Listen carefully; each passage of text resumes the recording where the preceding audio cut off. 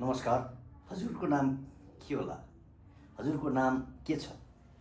हजुरको नामको कारणले कतै जीवनमा हजुरको प्रगति, उन्नति र ग्रोथमा, हेल्थमा अब्स्ट्याकल त क्रिएट गरेको छैन?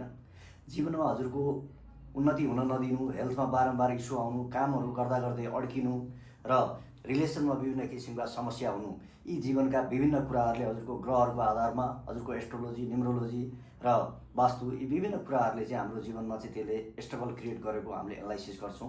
त्यो मध्येमा आज महत्त्वपूर्ण एउटा विषय छ नेम न्युमरोलोजी। हजुरको रहेको नाम रामश्याम, गीता, सीता, रीता, मोहन, हजुरको के नाम छ?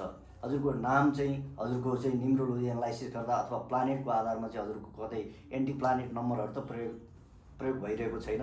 हजुरको first letter, first name, middle name र लास्ट नेम र यसरी टोटल आएको फुल नेममा चाहिँ कुनै एन्टी प्लानेटहरू परेको छ कि, एन्टी प्लानेटहरूको चाहिँ कम्बिनेसनहरू परिरहेको छ कि, अथवा हजुरलाई चाहिँ हाइपर हुने प्लानेटहरूको चाहिँ नम्बरहरू परिरहेको छ कि, र मिसिङ हुनुपर्ने प्लानेटहरूलाई फुलफिल गर्नुपर्ने प्लानेटहरू चाहिँ मिसिङ भइरहेको छ।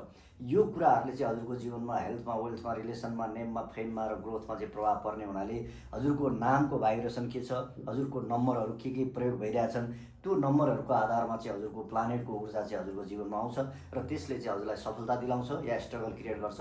त्यो कुरा चाहिँ हामीले नेम न्युमरोलोजीमा एनालाइसिस गर्छौँ। त्यसैले गर्दा जस्ट एउटा उदाहरणको लागि म दिँदैछु। हामीले जस्तो कुनै व्यक्ति मानौँ राम, RAM, राम भन्ने व्यक्तिको छ। राम भन्ने व्यक्तिको फर्स्ट नेममा आएको यो फर्स्ट लेटरमा चाहिँ आरमा चाहिँ हाम्रो आरलाई हामीले 2 ले इन्डिकेट गर्छौँ। चाइल्ड विभिन्न किसिमको हाम्रो नेम न्युमरोलोजी एनालाइसिस गर्नको लागि विभिन्न किसिमका विद्वानहरूले यसलाई प्रतिपादन गर्नुभएको छ, म्याथमेटिसियनहरूले।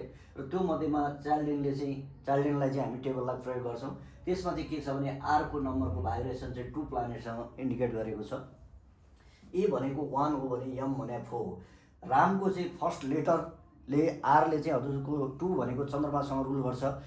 आरबाट नाम आउने व्यक्तिहरू लभिङ, केयरिङ, टेक केयर गर्ने, अरूलाई माया गर्ने, परिवारको बारेमा सोच्ने, इमोसनल रूपमा एकदम भावनात्मक मान्छे हुने, अरूको दुःख पीडालाई चाँडो बुझ्न सक्ने पर्सनालिटी भएको व्यक्तिहरू चाहिँ चन्द्रमासँग रुल भएको पर्सनालिटीहरू हुन्छ। यस्तो व्यक्तिहरूको चाहिँ नाम यदि आरबाट सुरु छ भने यस्तो पर्सनालिटी हुनसक्छ। र हजुरको फुल नेम राम छ, रामबाट आउने भनेको 7 हो। यो 7 भनेको चाहिँ राम भएको व्यक्तिहरूमा चाहिँ अलिकति स्पिरिचुअल भावनाहरू, आध्यात्मिक चेतनाहरू, धर्म, कर्म, रीतिथिति, संस्कृतिलाई चाहिँ मान्ने खालको स्वभावहरू चाहिँ यो फर्स्ट नेम भनिन्छ राम। यो फर्स्ट नेमबाट आउने भाइब्रेसनमा चाहिँ 7ले चाहिँ हजुरलाई स्पिरिचुअल पर्सनालिटी हो, इन्ट्युटिभ पावर राम्रो भएको हो। यस्तो व्यक्तिहरू सेवात्मक भाव भएको मान्छे हो, आफूभन्दा अरूलाई सेवा गर्ने, आफ्नो काम छोडेर पनि अरूलाई सेवा गर्ने, यस्तो नेचरको पर्सनालिटी यदि हजुरमा छ भने हजुरको नामको भाइब्रेसनबाट चाहिँ यो केतु ग्रह एक्टिभ भइरहेको हुन्छ।